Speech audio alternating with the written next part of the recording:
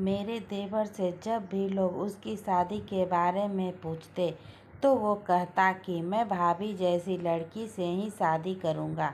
ये सुनकर मैं शर्मा जाती। एक दिन वो मुझसे कहने लगा कि भाभी, मुझे आपके जैसी लड़की मिल गई है और आप जल्दी से तैयार हो जाइए। मैं भी जल्दी से तैयार हो कर आ गई और फिर अचानक उसने, मेरा नाम आसना है, मेरी शादी को 2 साल हो गई थी। मेरी पत्नी ने मुझे शादी में देखा था और देखते ही मेरे प्यार में पड़ गए थे और मेरे माँ बाप से मेरा हाथ मांगा। मैं अपने माँ बाप की इकलौती संतान थी, इसलिए वे मेरे लिए एक अच्छा सा रिश्ता ढूंढ रहे थे। मेरे पति अभी एक मल्टीनेशनल कंपनी में ऊंची पोस्ट पर थे, इसलिए मेरे माँ बाप ने बिना कुछ सोचे समझे इस रिश्ते के लिए हाँ कह दी और हम दोनों की शादी धूमधाम से हो गई। मेरे ससुराल वाले भी बहुत अच्छे थे, वे सभी मुझसे बहुत प्यार करते थे। मेरा एक छोटा देवर था और हमेशा मेरे रूप की प्रशंसा करता और कहता कि मैं भाभी जैसी लड़की से ही शादी करूँगा। मेरी नई नई शादी हुई थी, इसलिए देवर की बातें सुनकर मैं बहुत शर्मा जाती थी। मुझे लगता कि वो मजाक कर रहा है, पर वो तो मेरे पति की तरह ही जिद्दी था, क्योंकि जब भी घर के लोग उसे शादी के बारे में पूछते तो वो यही कहता कि अगर मुझे भाभी जैसी लड़की मिली तब ही मैं शादी करूँगा। और मुझे धीरे धीरे ये लगने लगा कि मेरा देवर इस बात को बहुत ही गंभीरता से ले रहा है, इसलिए जब भी वो ऐसा कुछ कहता मैं उससे हंसने में कहती कि मेरी कोई छोटी बहन नहीं है, नहीं तो आपकी इच्छा ज़रूर पूरी हो जाती।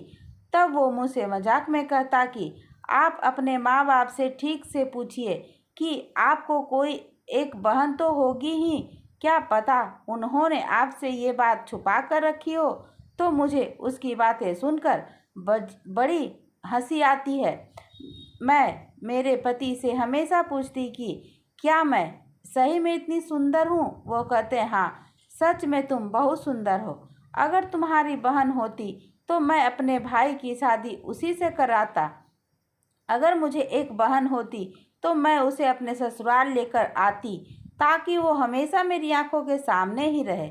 लेकिन सत्य ये था कि मुझे एक भी बहन नहीं थी और मैंने यह बात कई बार अपने देवर से भी कही, पर वो एक ही जिद पकड़ कर रख बैठा था कि मुझे भाभी जैसी लड़की से ही शादी करनी है। मेरे देवर की पढ़ाई पूरी होने के बाद जब उन्हें अच्छी नौकरी लग गई तब मेरी सास ने उनके लिए लड़की देखना शुरू कर दिया, पर वो हर रिश्ते के लिए मना कर देते और कहते कि मैंने तुम लोगों से कितनी बार कहा है कि मुझे भाभी जैसी लड़की से ही शादी करनी है, फिर आप लोग भाभी जैसी लड़की क्यों नहीं ढूंढ रहे हैं।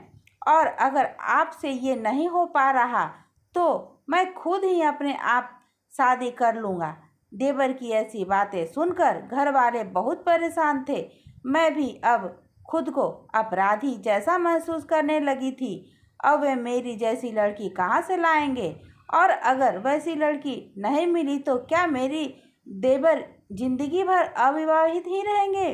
कुछ दिनों बाद मेरे देवर को कुछ काम से शहर जाना पड़ा और 1 महीने बाद जब वे लौटे तो कहने लगे कि मैंने भाभी जैसी लड़की ढूंढ ली है, आप सभी मेरे साथ चलो और मेरी शादी तय कर दो।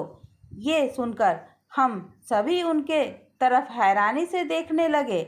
मैं सच में पड़ गई कि कोई दूसरी लड़की मेरे जैसे कैसे हो सकती है। तब मेरे पति कहने लगे कि उसे शहर में कोई लड़की पसंद आ गई होगी और उसे उसी से शादी करनी है, तो आप लोग देर न करके शहर जाकर उसकी शादी पक्की कर दीजिए। ये सब सुनकर हम सभी खुश थे, क्योंकि कब से हम इस दिन का इंतजार कर रहे थे। लेकिन मैं ये सोचती जा रही थी कि वो लड़की कौन है जो मेरे जैसी दिखती है। दूसरे दिन मैं और मेरी सास देवर के साथ उस लड़की को देखने के लिए उसके घर के लिए निकले। हम सब बहुत खुश थे, पर हमें हैरानी तब हुई जब मेरे देवर ने गाड़ी मेरे मायके की रास्ते की तरफ मोड़ी। शायद मेरे देवर को मेरी जैसी लड़की हमारे घर के आसपास मिल गई थी। अब मुझे जल्द ही पता लगने वाला था कि मेरे देवर ने कौन सी लड़की पसंद की है, और मैं आश्चर्यचकित तब हुई जब मुझ पर एक नज़र डालते हुए वो मुझसे कहने लगे कि भाभी नीचे उतरिए, उस लड़की का घर आ गया है। मैंने दरवाज़ा खोला और सामने जो देखा उससे मेरे पैरों तले से ज़मीन खिसक गई, क्योंकि सामने किसी और का घर ना होकर मेरा ही घर था, यहाँ जहाँ मेरे बूढ़े माँ बाप के सिवा और कोई नहीं रहता था। मेरी सास को बड़ा गुस्सा आया और वो मेरे देवर के हाथ को पकड़कर कहने लगी कि कुछ तो शर्म कर, ये तुम्हारे बड़े भाई के ससुराल है और यहाँ इसके माँ बाप के अलावा और कोई नहीं रहता है। मैं मेरे देवर से क्या कहूँ, मुझे कुछ समझ नहीं आ रहा था। मेरी सास बोली, बेटा ज़रूर तुझे गलत फहमी हुई है। उनके ऐसे बोलने पर मेरा देवर जोर जोर से हंसने लगे। उन्हें ऐसा देखकर मुझे लगा जैसे वो कहीं पागल तो नहीं हो गए, क्योंकि वो मुझे ऐसे घर लाए थे जो मेरा अपना घर था। देवर जी कहने लगे कि मैं एकदम ठीक हूँ और मैं आपको सही पते पर लेकर आया हूँ। आप लोग सभी अंदर चलो, आपकी होने वाली बहू आपका इंतजार कर रही है।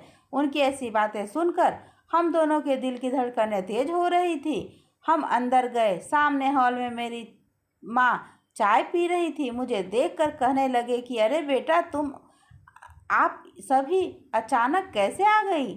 मेरी माँ की बातें सुनकर मैंने एक नज़र अपनी सास पर डाली, जो मेरी माँ की बातें सुनकर बहुत घबरा गई थी। मेरे हाथ पैर कपकपा रहे थे। आज मेरे देवर हमारी अच्छे तरीके से इज्जत निकालने वाले थे। मैं कुछ बोलूं इससे पहले मेरे पापा आए और मेरी माँ से कहने लगे कि अरे सुबह ही मुझे शेखर का फ़ोन आया था, मैं तुम्हें बताना ही भूल गया था। और हम सभी को बैठने के लिए कहा। मुझे और मेरी सास की जान में जान आई। मुझे तो लगा था कहीं मेरे देवर मेरे माँ बाप से मार ना खाए।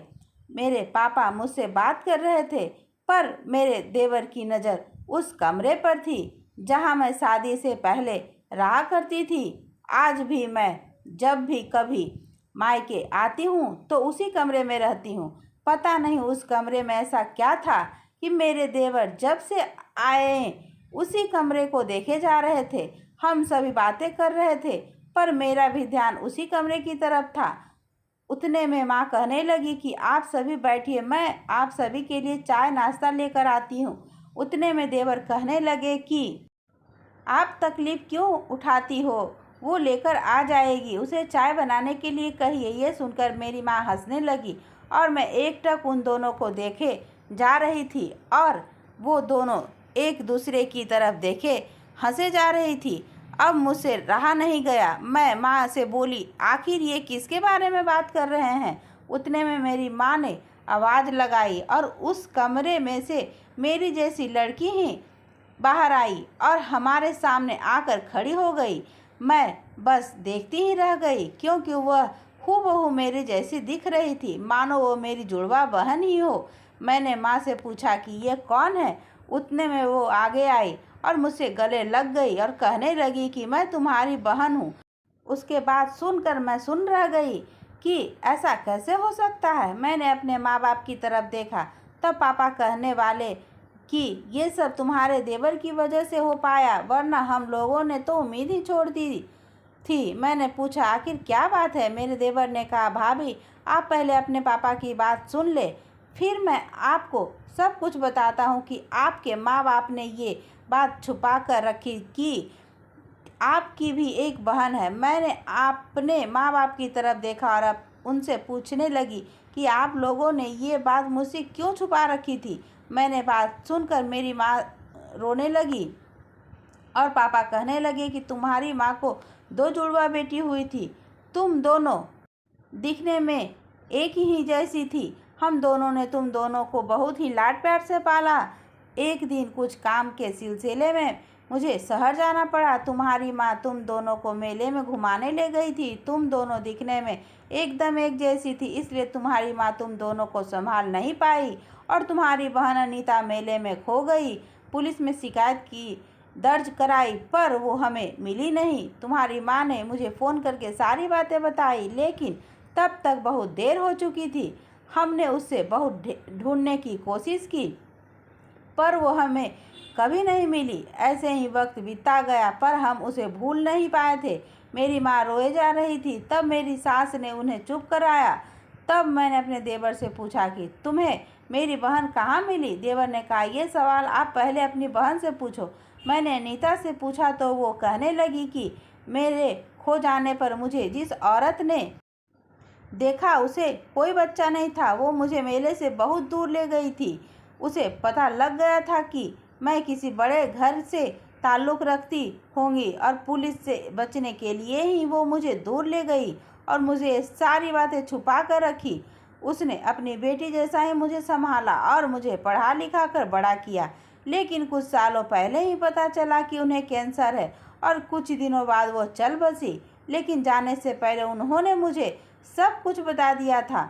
मुझे नहीं पता था कि मेरे माँ बाप कौन हैं, इसलिए मैं फिर से शहर की तरफ लौटी। मुझे जानना था कि मेरे माँ बाप कौन हैं।